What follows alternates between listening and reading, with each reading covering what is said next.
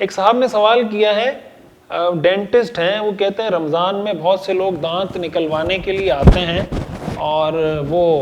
ان کا ہم دانت نکال سکتے ہیں، یعنی بعض اوقات ان کو انجیکشن لگانے پڑتے ہیں بے ہوش کرنے کے لیے، تو یہ ٹھیک ہے یا ٹھیک نہیں؟ دیکھیں، دانت نکلوانے کے حوالے سے جو ایک مسئلہ ہے شرعی نقطہ نظر سے جو سمجھنا چاہیے وہ یہ ہے کہ اگر آپ دانت نکالتے ہیں اور کوئی بھی میڈیسن اس میں لگتی ہے، کوئی بھی دوائی لگتی ہے، تو اگر وہ دوائی حلق میں چلی جاتی ہے تو حلق میں جانے سے روزہ ٹوٹ جائے گا۔ اس لیے دانت یا داڑھ نکالتے وقت آپ افطاری کے بعد کا کوئی وقت دیکھ لیں، اگر کوئی شدید ضرورت ہے، مجبوری ہے، تو ڈاکٹر کے لیے بھی،